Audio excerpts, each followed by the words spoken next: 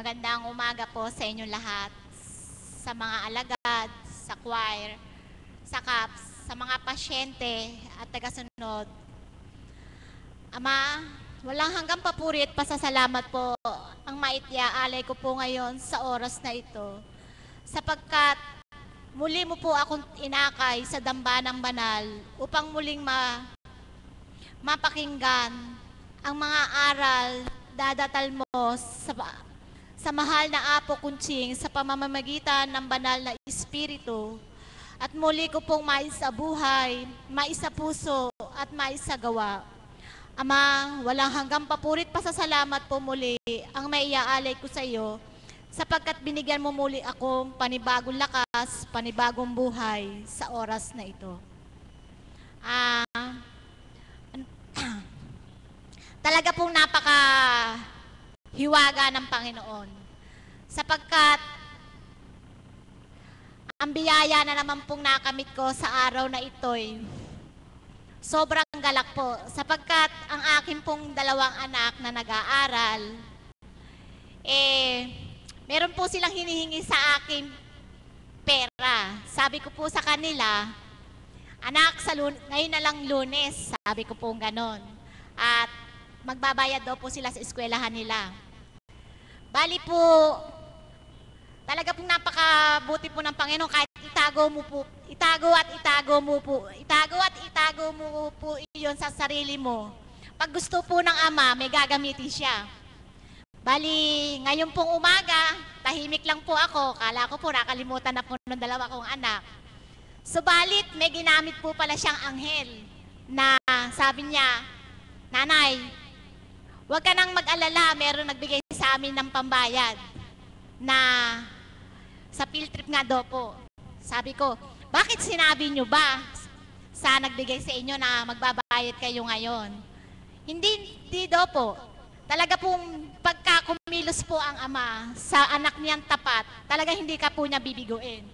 Kaya sabi ko po sa mga anak ko na yung hinahawakan ko pong pera, bali sabi ko po ganyan, naligtas na naman po. Sapagkat yun nga pong pera na yon ay nilalaan ko po sa kanila sa pamamagitan po ng pag-aaral nila.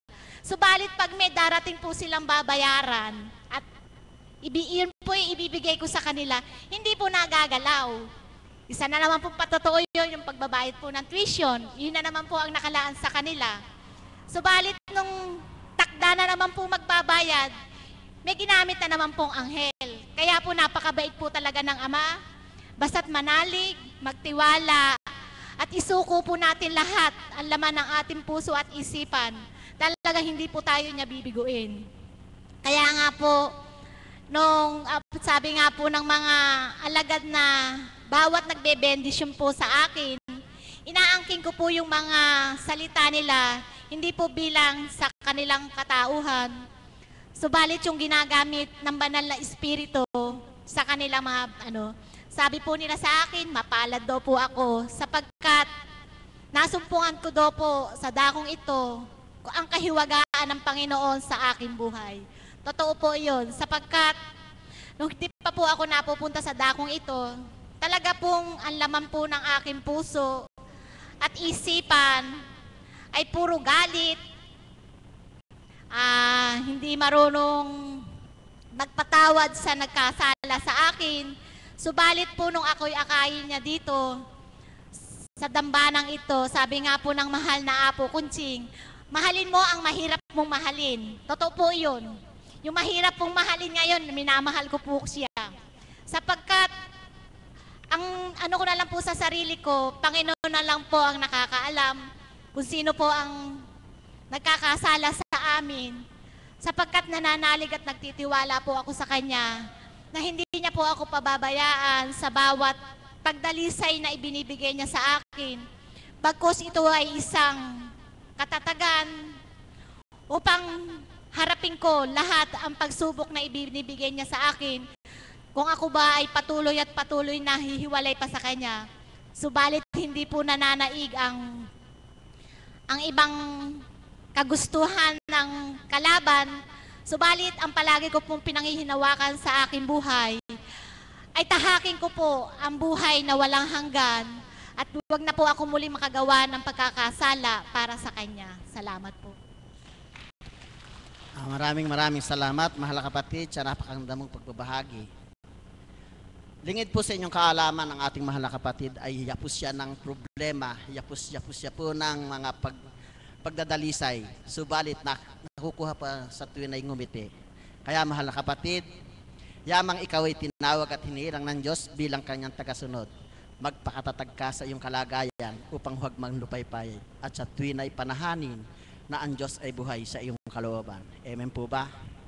Ang susunod po natin magbabahagi, hindi po kumpleto ang aking pagiging isang facilitator kung hindi ko po maririnig ang tinig ng nag-iisang anak na babae ng kanyang ama't ina. Dilit walang iba kung hindi ang ating kapatid na Pilar. Palakpakan natin ang Diyos na buhay.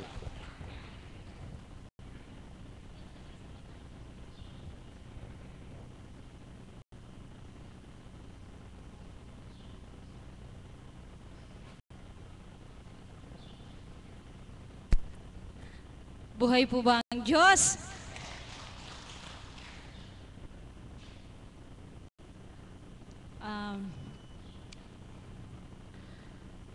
Nawa po sa munting awit na ito, maramdaman po natin na dito man po sa lupa, maaari nating sabihing lupa man ay langit na rin. Amen po ba? Sino po ba ang gustong makarating sa langit? Siyempre po tayo pong lahat, ano po? Pero alam nyo po ba, kapag dito po sa lupa ay hindi nyo nadarama na kayo ay parang nasa langit na, pag po namatay tayo hindi po tayo makakarating sa langit. Amen po ba? Sapagkat dapat po habang buhay pa tayo, maramdaman natin na tayo po ay nasa langit na, kapiling ng ating Diyos. Amen po ba? Sapagkat kapag nabubuhay ka po at hindi mo dama na ang Diyos ang iyong kapiling, saan po tayo tutungo? Pero kung ngayon pa lamang po, feel na feel mo na ang Diyos ang kapiling mo, ang Diyos ang kasama mo, syempre po, pag kinuha ka na niya, sa piling ka na niya. Amen po ba? Pero paano nga po ba kaya? Hindi po siguro ganun kadali. Ano po? Kapag po mararamdaman mo po yung langit kapag meron kang kapanatagan sa iyong puso, meron kang kapanatagan sa iyong kaisipan, at kontento ka po sa iyong buhay. Amen po ba? Subalit kung sa tuwi na mainit ang ulo mo, maramdamin ka, bugnutin ka, saan ka po kaya tutungo nun? So, ganun po. Ano po? Simple lang po, kaya lang po nais ko lang pong iparamdam sa inyo nga na dapat po dito pa lang maramdaman na natin na tayo po ay nasa langit na. Amen po ba? Sapagkat napakasarap pong mabuhay sa piling ng Espiritong Banal. Kaya ang awitin pong ito ay handog ko po sa inyo pong lahat.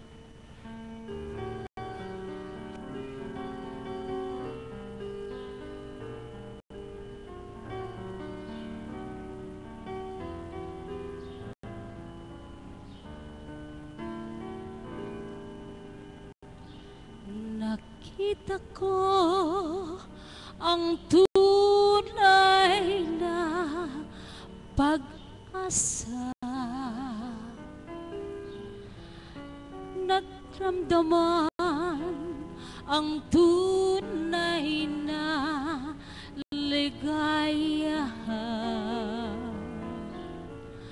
Mahal naming Panginoon, kami sumasamba pagkat sa piling mo'y walang kasing ganda.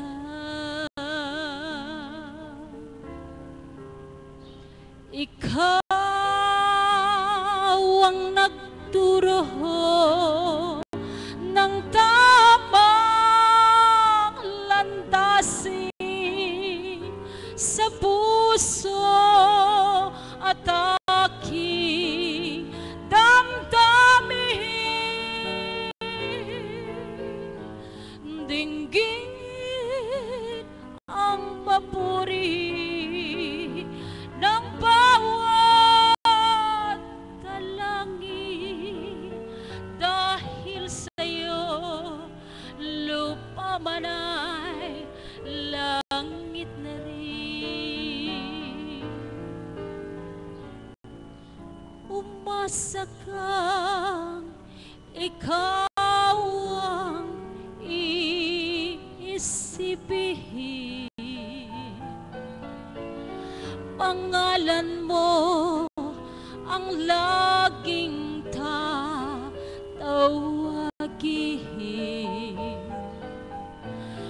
Mahal naming Panginoon, hindi ka lilimutin, pagkat ikaw ang siyang gabay ng damdamin. Ikaw ang nagturo ng tamang landasin sa puso at aking damdamin. Dinggin ang papuri, ang samot dalangin. Dahil sa'yo, lupa man ay langit na rin. Dahil sa'yo, lupa man ay langit na rin.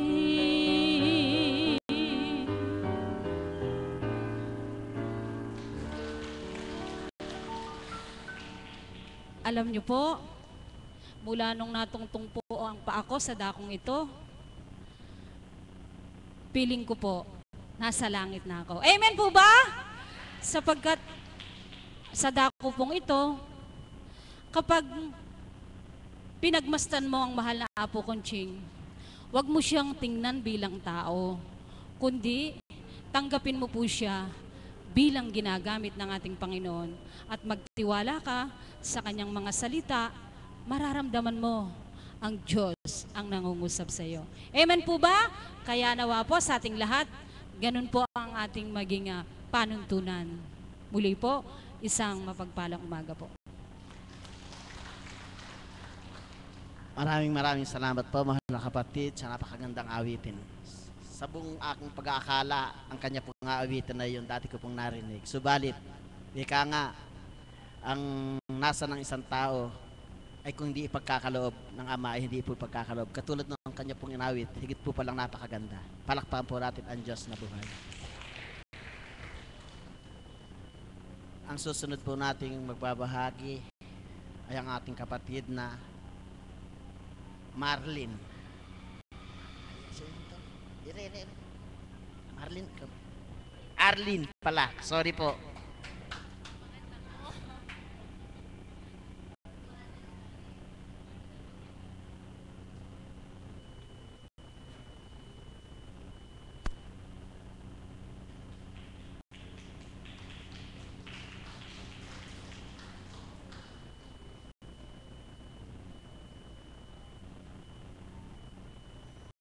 Isang mapagpalang umaga po sa ating lahat. Buhay po ba ang Diyos? Sa mga sandali pong ito, ako po ay may karamdaman bilang tao. Nagkaroon po ako ng lagnat po nung Sabado, nagkaroon po ako ng UTI and then nag-LBM po ako. So kung sa dati ko pong buhay, sobrang hina po ng kalooban ko. Ando na po agad yung nervyos, yung takot. Papadextrose na po agad ako. Subalit, sa dako pong ito, dito po ako sinidlan ng tapang. Though hindi pa ganun katapang, subalit, nakita ko po yung pagbabago na pinasiday po sa akin ng Ama na sobrang madaing ko po before, pero ngayon parang na-lesson po talaga yon. Tsaka dati po hindi ko kayang mag-take po ng dahon-dahon. Pero nung kahapon po, kailangan ko pong mag-take ng 2 klase po na ilalaga. So, iniisip ko pa lang po parang di ko na po kaya. Subalit, sa kalooban po ng Ama, nakayanan ko pong inumin yon. At ngayon po ay nakatindig po ako sa harapan niyo. Buhay po ba ang Diyos? Na pinatunayan po ng Ama na bagamat lingkod po, sabi nga po ni Apo, kami po naghahatol ng mga gamot ng dahon-dahon. Subalit, may katigasan pa rin po ang ulo namin na ako po kasi mahina po akong uminom ng tubig. Siguro po sa isang araw, 3 baso lang po yung naiinom ko. Na paulit-ulit po akong pinagsasabihan ni Apo na damihan ko daw po yung tubig hanggang sa, yun nga po, masakit na po yung buong katawan ko po. Kaya po isang aral po sa ating lahat na hihintayin pa po ba natin yung takda na mahirapan ka. So, kailangan bago pa po dumaan tayo sa ganun ay makinig na po pala tayo sa mabuting payo. Kaya po lubos po ako nagpapasalamat sa ating Panginoon sapagkat may mga kapahintulutan po sa aking buhay upang ganap po akong umayo sa aking sarili, ganap po akong magtibay, ganap po akong manalig sa ating Panginoon na bagamat ako nagkakasala pa rin po, subalit nandoon po yung pagtawag pa rin po niya sa akin upang sa gayon ay patuloy po akong kumapit sa Kanya. Ngayon po nananalig po ako na sa pagtindig ko po na pinagpawisan po ako sa inyong harapan ay ganap na kagalingan na aking natamo. Yun lang po at maraming salamat.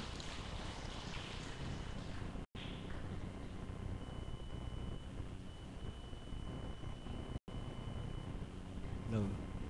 Maraming salamat, mahal na kapatid. Mahal na kapatid, iyong pakatandaan ang hinirang ng ating Ama na bilang kanyang mga alagad, kailan may di pababayaan.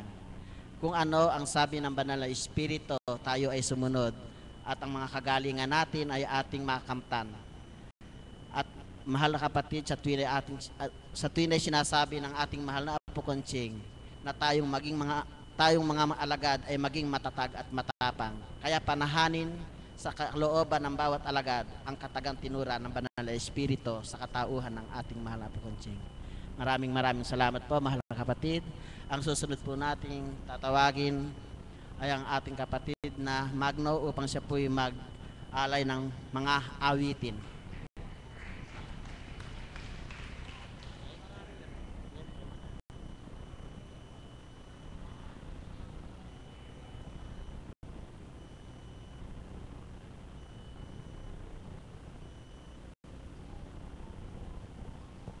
Magandang umaga po sa ating lahat. Ako po ay nagpapasalamat. Tinawagan na naman akong muli dito upang mag-alay ng awit sa ating banal na espiritu kay Apo Conching na kinalugdan. At para po sa inyong lahat, ang awit ko pong ito.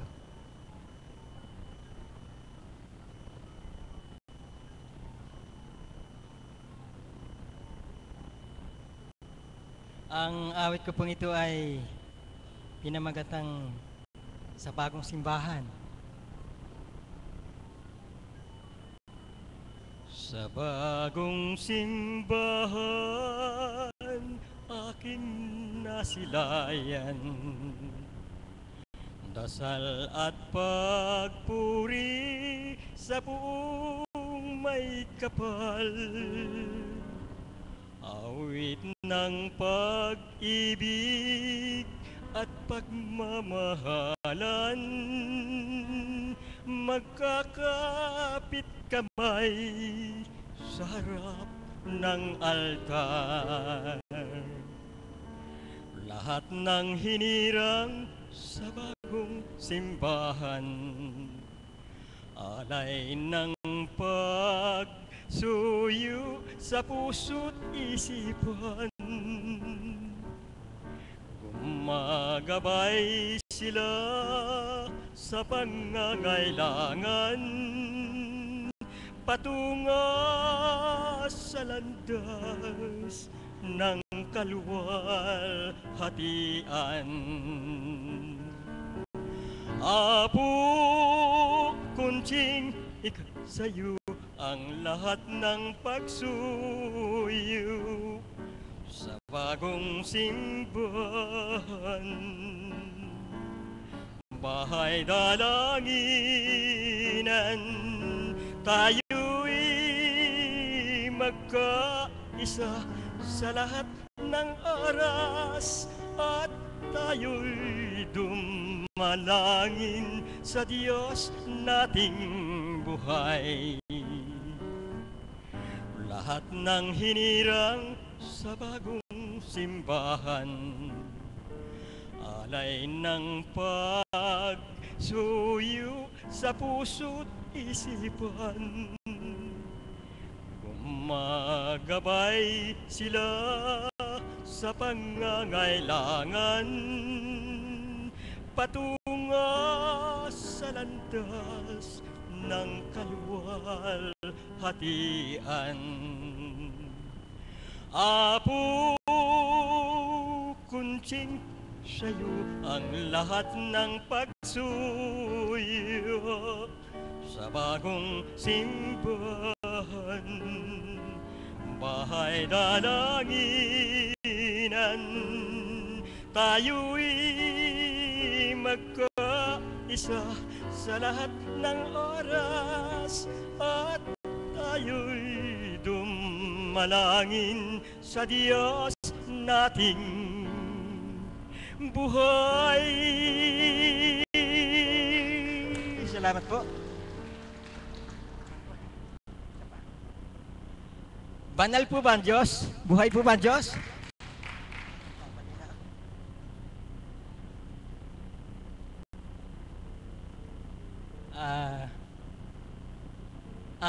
Ang awitin ko pong ito ay para sa ating lahat.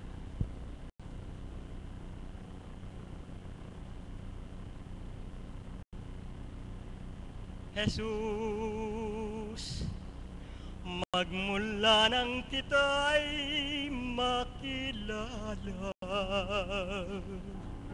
di na napawi sa aking alaala. At kung tayo'y magkalayo, Jesus kong mahal,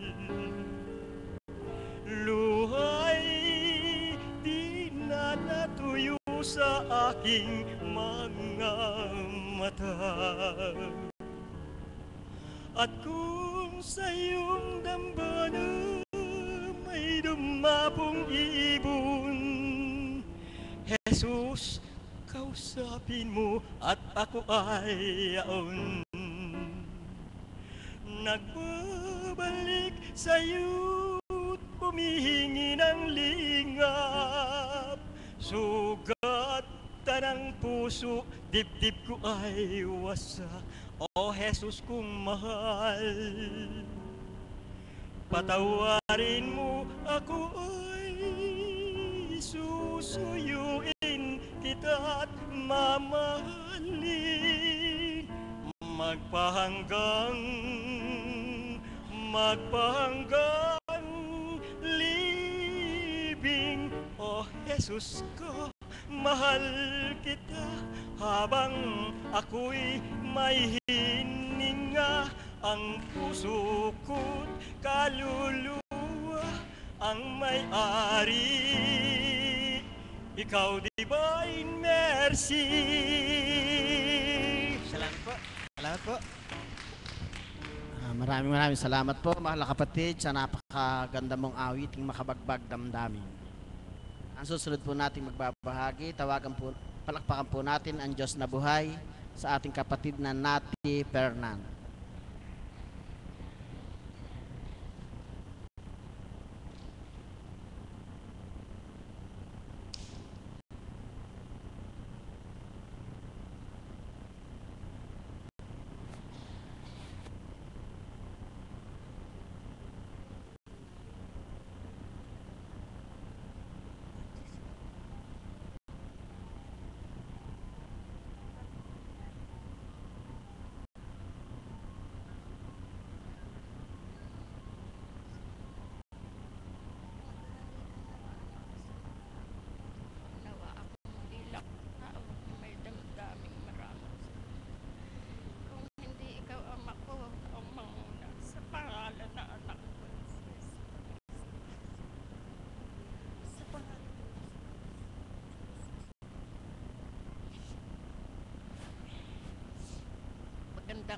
umaga po sa inyong lahat, sa lahat po ng mga alagad at kaps. At gayon din po sa mga tagasunod na katulad ko.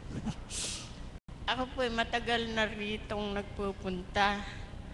Na-share ko na po ang aking unang kahilingan dito sa aking tenga na hindi ako makadinig.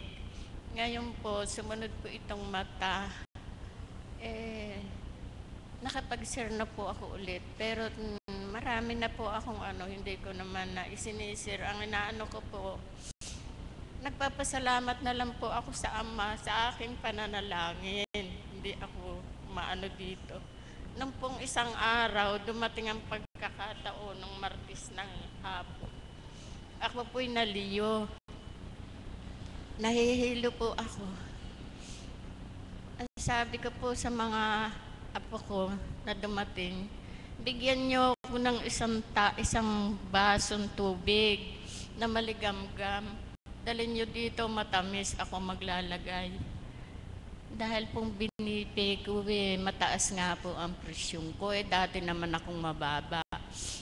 Nung pong mainom ko yon, di naman nagtatagal. Kung mga po mataas at ako'y nahihilo, ang sabi nung anak kong dumating, di naman pwedeng painumin ng gamot basta yan dahil mababa ang puso ko. Nung pong malaon-laon ang nainom ko yun, binipi po uli ako nung apo ko. Inang, mababa na. Sabi, nabawasan na. Sabi pong gano'n. Sabi ko, salamat sa Ama. Pinagkalawang ang kahiligan ko. Sabi ko, bukas na bukas at kaya kong lumakad. Pupunta ako sa dambana. Magpapasalamat ako sa ating mahal na Apo Kunsing at sa banal na Espiritu na gumagabay sa Kanya. Kinabukasan po ng umaga, nagising naman ako ng maayos. Nung pong napagluto ako, takay nagwalis, nahilo na naman po ako. Kaya po, naisip ko po, itong araw na itong kaarawan ko, ika-75 taon ko. Sinikap ko po talagang makarating at sadyang magpapasalamat ako. Buhay po ang Diyos talaga. Salamat din po sa Apo Kunsing. Kundi ko siya nakilala, di po ako makararating dito. Palaging naririnig ang mga salita ng Diyos.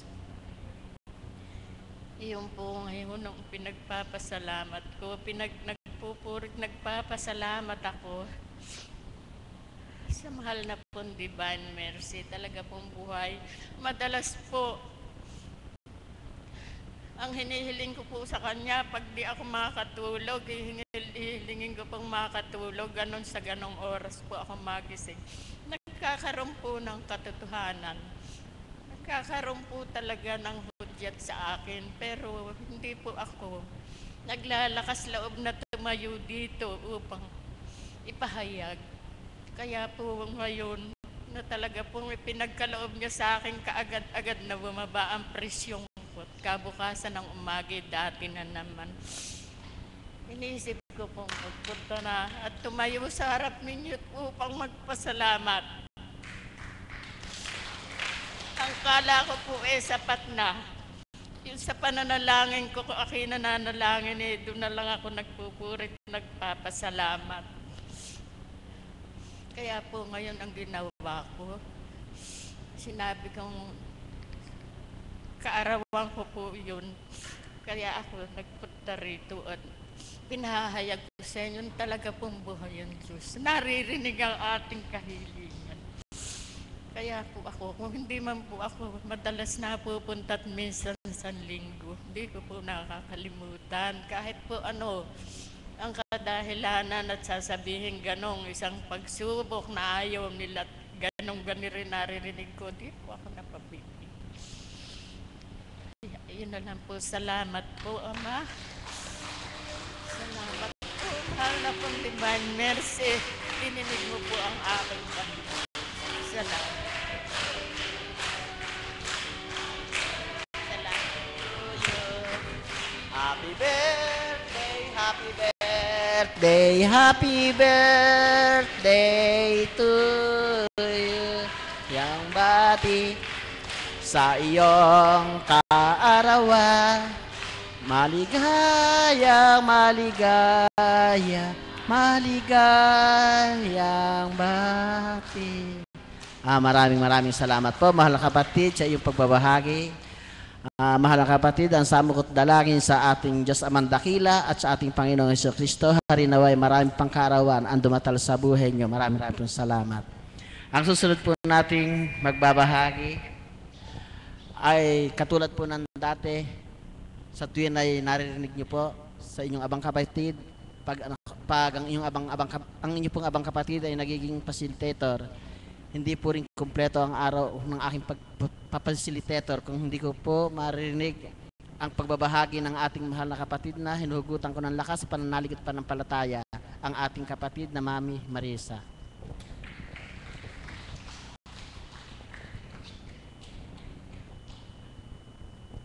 Papuri sa iyo, Ama, ay walang katapusan. Sa bawat oras, sa bawat araw, kailanman hindi ka nawawalay.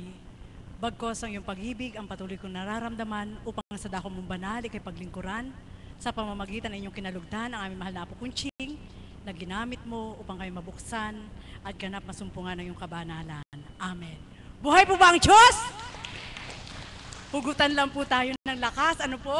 Sadya pong bawat oras, bawat araw, maraming kaganapan na hindi kayang liripin ng sino man. Kaya marapat lang na maging handa ang bawat isa. Amen po ba yun? Alam niyo po, habang nagdudumali po akong tumungo sa dakong ito, sabi ko nga po, ang alam ko po 12 o'clock yung start. Subalit nung Saturday, dahil hindi na-announce po sa mga pasyente, parang nasambit ni kapatid na Arlene na kahit 12:30, okay lang at halos natatapos naman po ng parehas na oras. Ano po? Subalit salamat sa Ama sapagkat nagkukumahog po ako, alauna nasa palengke pa po kami. Nasabi ko nga, Ama, batid mo po ang pagdudumali namin kung paano po ang makatupad sa iyo. Sa maraming mga kasagabalan, mga hadlang na nagaganap, nasabi ko nga po sa inyo, ang kalaban, napakabilis din po, ano po. Subalit, sabi nga ng ating Panginoon, sa pamagitan ng mahal na Apo, sa kapangyarihan ng Espiritu, hagibis ang ating Panginoon. Amen po ba yun? Buhay po ba ang Diyos? Habang naglalakbay po kami, sadya pong kung kailan ka paalis na ng bahay, naroon na yung susun-susun, dapit-dapito na pagpigil sa iyo ng kalaban. Amen po ba yun? Naranasan niyo po ba yun? Na yung kailan naaalis ka na, naroon yung hadlang, na doon mo matitest ang sarili mo kung gaano kahalaga sa iyo ang Diyos. Kaya salamat sa Ama. Anong oras na po? Alas 12. Sabi ko kapag na Maria, anong oras na? Alas 12. Eto na po, libang na libang po yung aking alaga at tumaas po ang presyo ng nanay ko.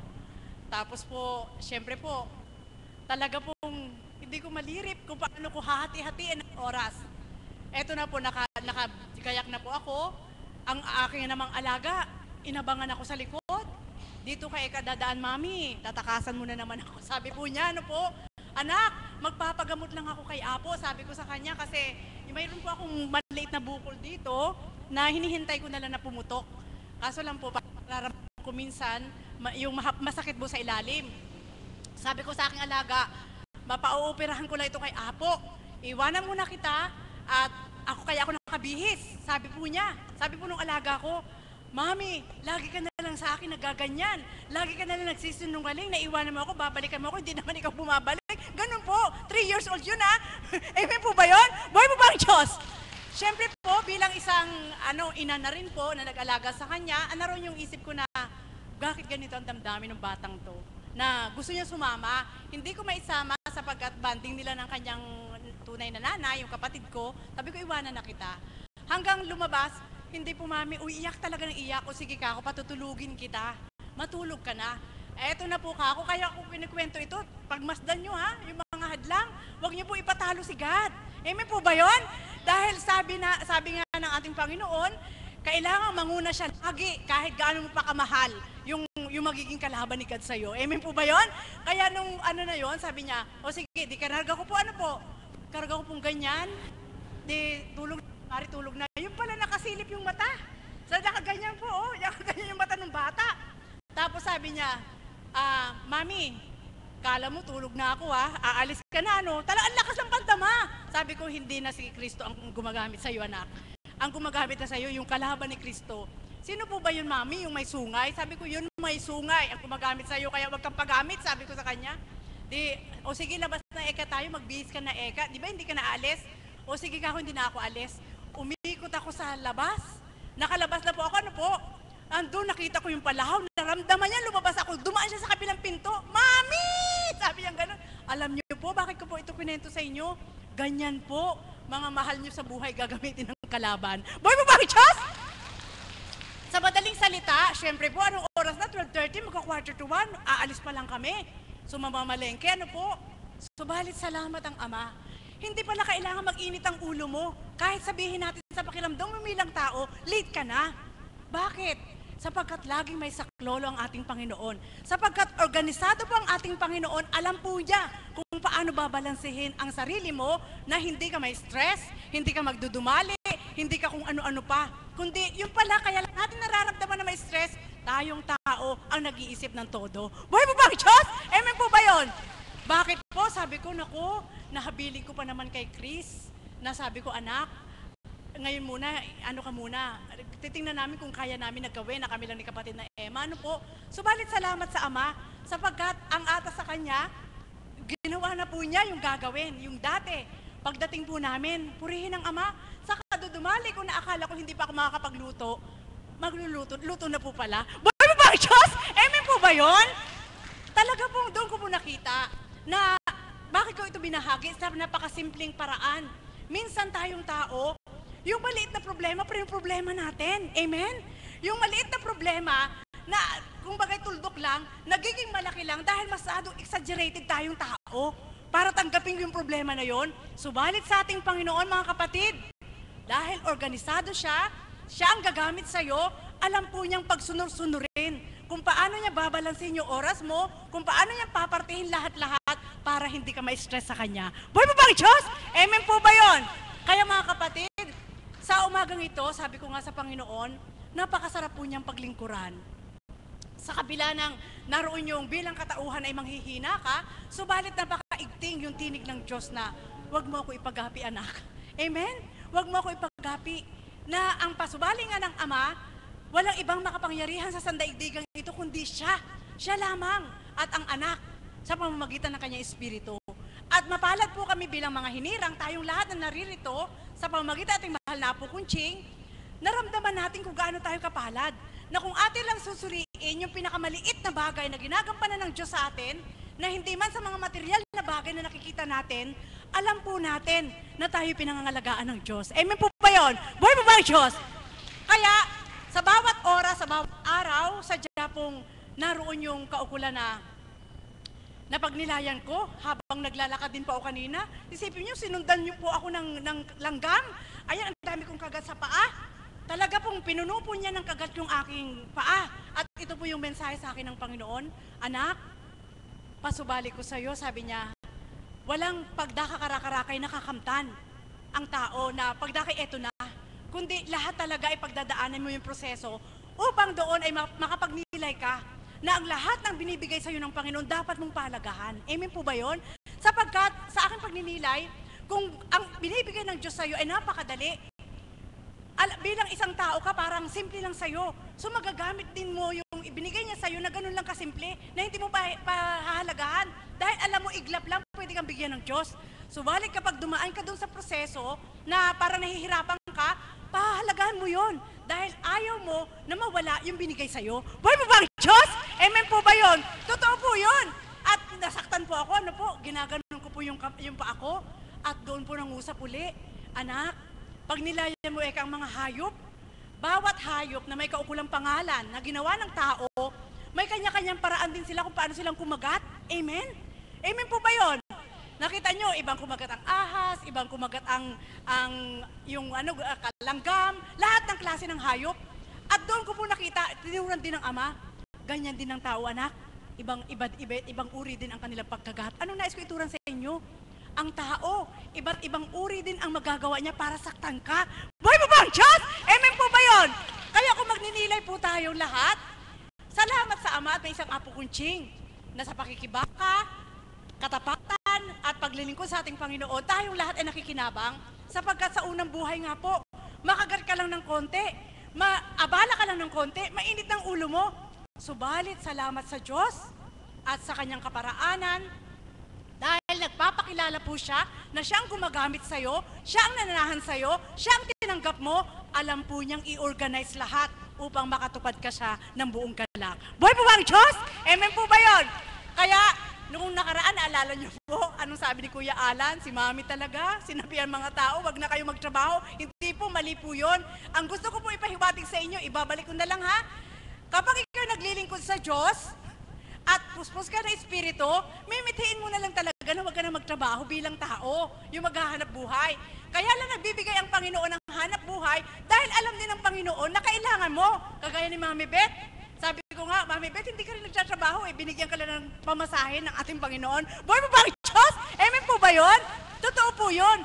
Ganon ka-organize ang Panginoon sapagkat, sabi ko nga, kami naglilingkod, kung halimbawa sa paglilingkod po namin, lalo na ako, isang mahirap na nilalang, isang kaukulan na payak na nilalang. Kapag ako'y naglingkod na marami akong alalahanin, hindi ako magiging karapat-dapat sa Diyos. Amen po ba yun? Subalit ano po ang pagninilay ko sa pagiging organisado ng ating Panginoon? Binalangkas po niya ng ayos. Amen? Binalangkas po niya na sa payak at napakapangkaraniwan ng nilalang, makatutupad sa Panginoon ng buong puso, wala mang salapi na naturingan. Kundi, pinauna na ng Panginoon na balangkasin yung alam niya na kapag naglingkod ako sa Kanya, alalahanin ko. Tinanggal na po niya lahat yun. Bakit po?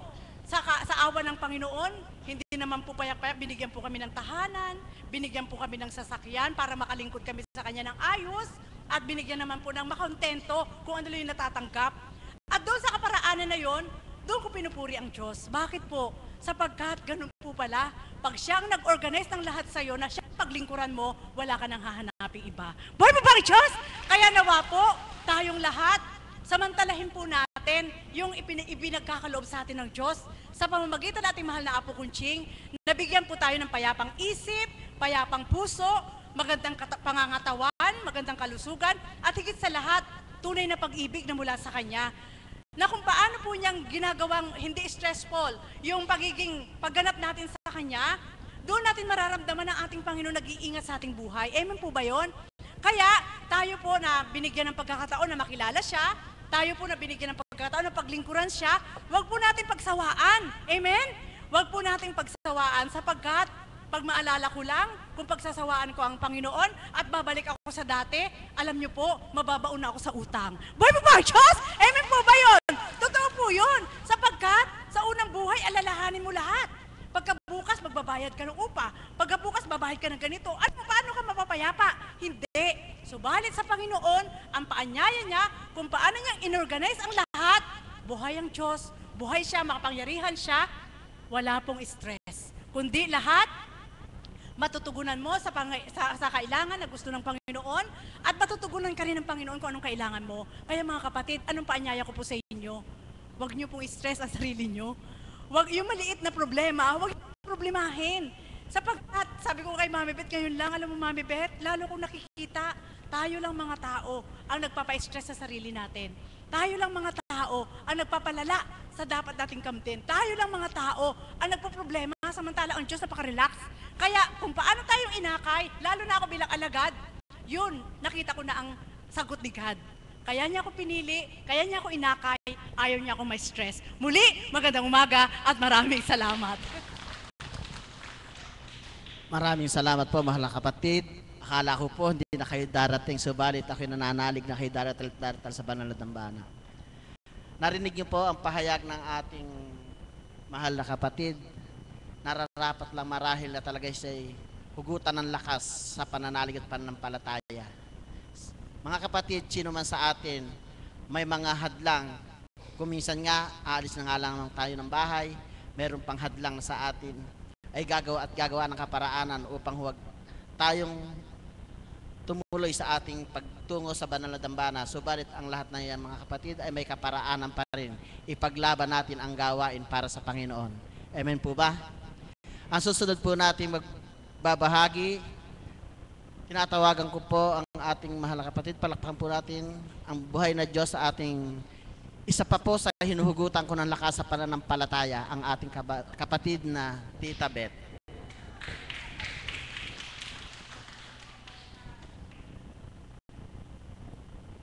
Thank you, Lord, sa umagang ito, sa lahat ng mga anak mo na inakay mo sa banal na lugar na ito, upang sa kanilang pagkakaupo ay bigyan nyo ng kagalakan at pagtitiwalang lubusan, na anuman ang kanilang daladala sa mga oras na ito, karamdaman man, mga alalahanin sa buhay, naway sila'y hindi mabigo at ito'y bigyan mo ng kagaanan. Yan po ang samot dalangin ko na nawa po sa simpleng pagpapahayag na ito, ang aking panalangin ay iyong pakinggan. Inaantok na po ba kayo? Hindi pa daw po, Lord, hindi pa daw po sila inaantok. Subukan po natin. God is good! Inaantok po, Lord, mahina po yung sagot eh. God is good! All the time. God is great! All the time. Nako, antok po talaga, Lord. Halata po sa kanilang mga sagot na medyo inaantok nga po sila. Alam niyo po, habang nagpapahayag po si Mother, isa pong yung salita yung na-pick up ko, yung pong salitang organize. Si God po ay napaka-organize po niya. Kaya kung kayo po ang tipo ng tao na organize kayo sa inyong mga ginagawa sa araw-araw, sa inyong sariling pamumuhay, magalak po kayo sapagkat ang pagiging organized ay isang katangian ng ating Panginoon na ipinamana sa inyo. Subalit kung kayo po yung tipo ng tao na walang pakialam sa mga gamit, kung saan iniwan, doon na lang siya, ang mga damit sa cabinet ay samot-samot, magkakasama ang medyas, ang mga tuwalya, etc. etc. Wala po ang katangian sa inyo ng Panginoon ng pagiging organized. Kaya po, sa sandaling ito, magkaroon po kayo ng katanungan sa sarili ninyo. Yung bang katangian ng Panginoon na pagiging organized ay nasa akin ba? Tanungin niyo po yung sarili ninyo. Pag po nasa inyo, i-congratulate niyo po yung sarili ninyo sapagkat ang isang pagiging organized ay isang katangian ng ating Panginoon. Saan ko po, ano po ang pinagbasihan ko dyan? Ang pinagbasihan ko po dyan ay yung ebanghelyo na nagsasaad kung paano po sila ay nagpunta sa isang lugar at ang Panginoon ay sinundan pa rin ng maraming tao at nang dumating ang gabi, ang sabi po ng mga alagad sa kanya ay pauwiin na raw yung mga tao at pahanapin daw kung saan sila makakakain at makikituloy.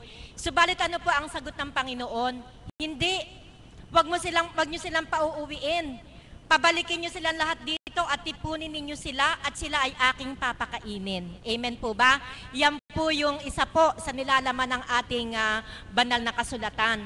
Alam niyo po, yung pong inasal ng mga alagad na yon ay isang patunay ng pagkawala ng pagtitiwala sa ating Panginoon. Bakit po?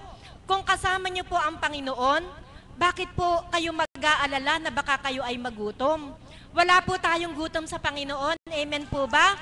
Lahat nga po ng hilingin natin kaya niyang ibigay Kasi po si God po ay multimillionaire. Hindi lang po siguro billionaire po siya.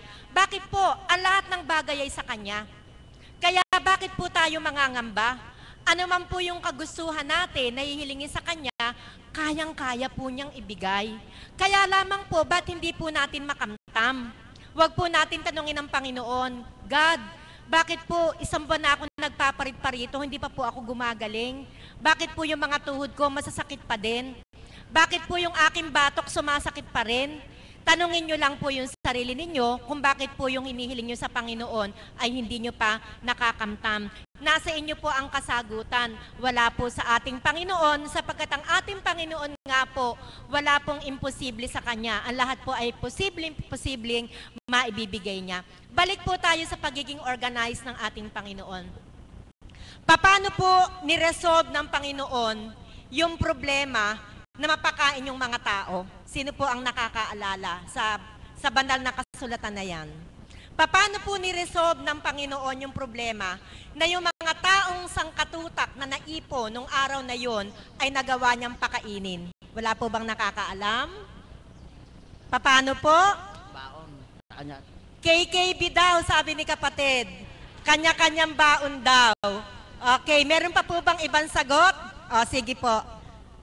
Ang ginawa po ay pinagpulo-pulo to, 5-5 po. Nasa ganoon po, nung maipon na, saka po binendisyon ng Ama yung 3 tinapay at 5 tinapay at 3 isda. 2 isda at 5 tinapay. Correct po kayo. Tama po kayo, kapatid. Ganun nga po. Pero hindi po sila nag-KKD. Meron lang pong may dala ng 5 tinapay at 2 isda, hiningi ng Panginoon, at mula po doon ay napakain niya ang 5,000, pera pa po yung mga babae at mga bata. Paano po pinakita ng Panginoon ang pagiging organized? Paano po kaya kung hindi organize ang Panginoon? Ano po yung senaryong nakikinitan nyo? Kung hindi po organize ang Panginoon, nung sandali na yon, ano po kaya yung senaryo? Magulo. Siguro po, yung mga tao sa gutom, mag-uuna-unahan para sila ay makakain. Paano po pinakita ng Panginoon ang kanyang pagiging organized? Sinabi po ni kapatid, inutusan yung mga alagad na paupuin ng 5 para magkaroon po ng organization na maibigay ng Panginoon yung pagkain sa maayos na pamamaraan. Palakpakan po natin ang ating Diyos na buhay. Kaya nga po, sabi ko sa inyo, kung yung katangian ng pagiging organized ay nasa inyo, tinuruan kayo ng Panginoon na maging organized tayo. Ngayon po, katulad po ng sinabi ko sa inyo kanina, ang Panginoon ang source ng lahat ng bagay. Kaya wala po tayong dapat ipangamba. Sapagkat kikilos at kikilos siya upang ang pangangailangan ng mga anak na mahal niya ay maibigay sa kanila. Ngayon po, ang nagiging problema, hindi po natin ito ma-feel. Amen po ba? Bakit po kaya? Bakit po itong pagmamahal ng Panginoon na inuukol sa bawat anak niya upang hindi mahirapan ang isip at kalooban ay hindi madama? Kailangan po natin, uulitin ko po, ito po yung lagi kong sinasabi sa inyo, kailangan po natin ang malalim na pakikipagrelasyon sa ating Panginoon upang makilala tayo ng ating Panginoon. Ito po yung pangalawang tanong. Gaano na kalalim ang iyong relasyon sa Panginoon upang ang lahat ng pangangailangan mo ay kanyang matugunan? Yan po yung pangalawang pag-iisipan ninyo sa inyong sarili, kung gaano na ba kalalim ang inyong relasyon. Ano po ang patunay ko na ang lahat ay maibibigay ng Panginoon? Sa August 27 po, ito pong darating na August 27, napakaaga po ng pagpapahayag ko, 7 taon ko na po ng paglilingkod sa banal na lugar na ito. Palakpakan po natin ang ating Diyos na buhay. Imagine niyo po, 7 taon na. Alam niyo po, mula po nung ako'y napunta dito, hanggang nung nakaraang taon, ang pagdiriwang po ng anibersaryo sa banal na lugar na ito, kailanman ay hindi naging problema. Alam niyo po kung ilan ang taon dumarating?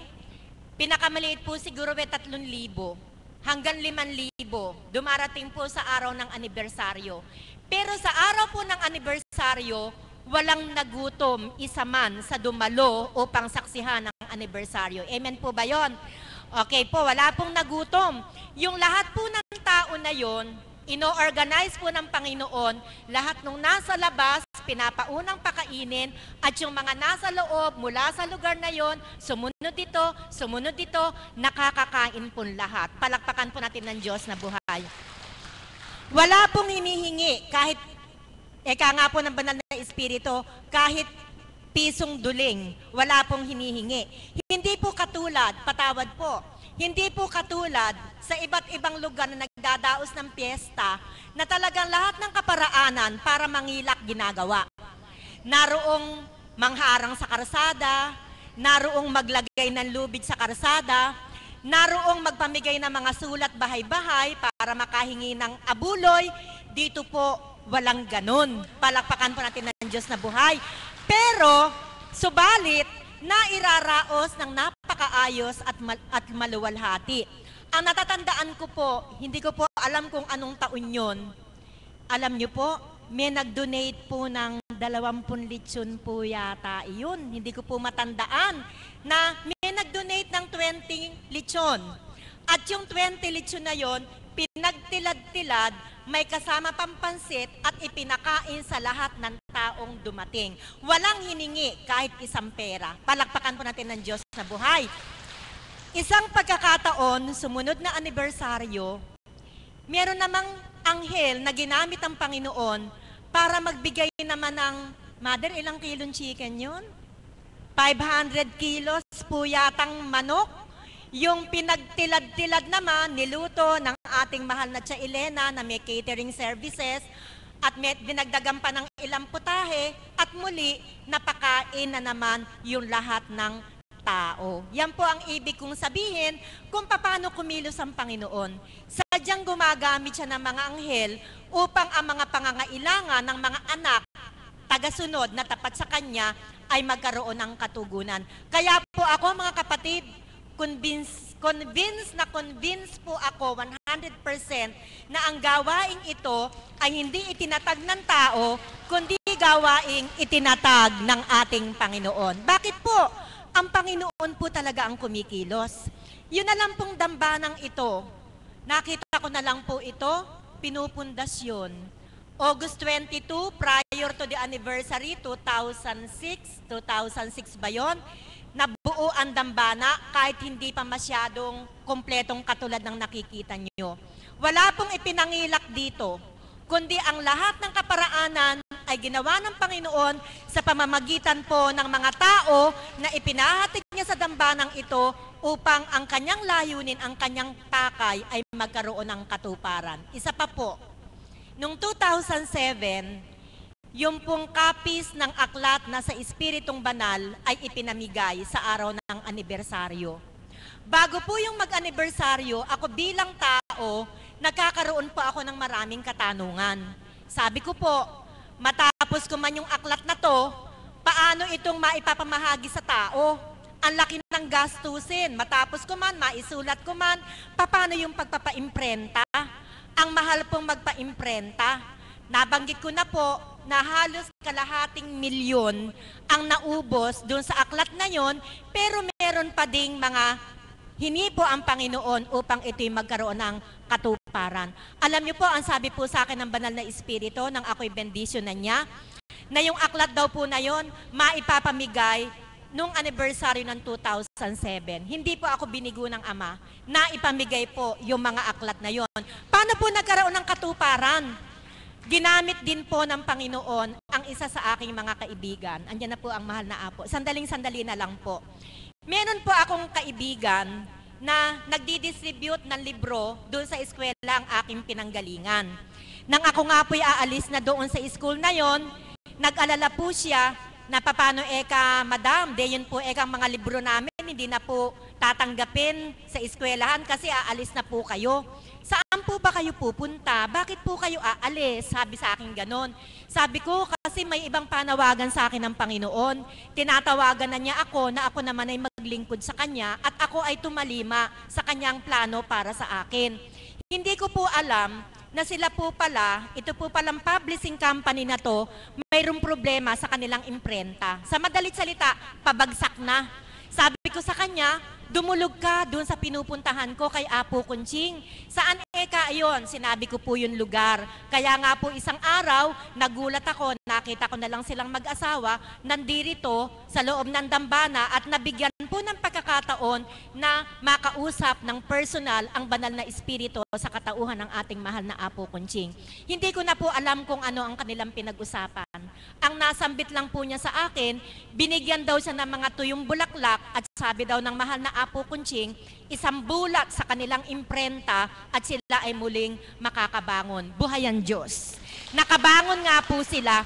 At dahil po sa kanilang katuwaan, ang sabi po nila sa akin, Madam, wag mo nang intindihin ang pagpa-imprenta ng libro.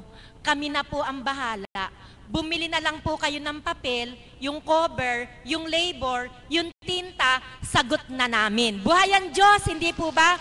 Kaya po, nagkaroon po ng kaganapan na ang aklat ay mabuo at maipamigay sa mga tagasunod ng kapatirang Divine Mercy. Nawa po, yung mga aklat na to, nasa inyo pang pangangalaga sapagkat mapapalad po yung mga nakatanggap.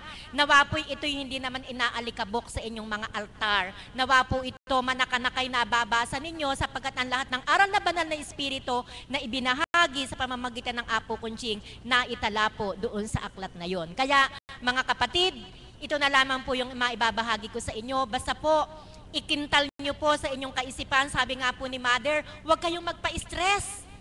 There is no room for stress sa mga taong kumikilala sa ating Panginoon. Sapagkat ang marapat po nating gawin, ipaubaya natin sa Panginoon. Hayaan po natin siya ang magtrabaho.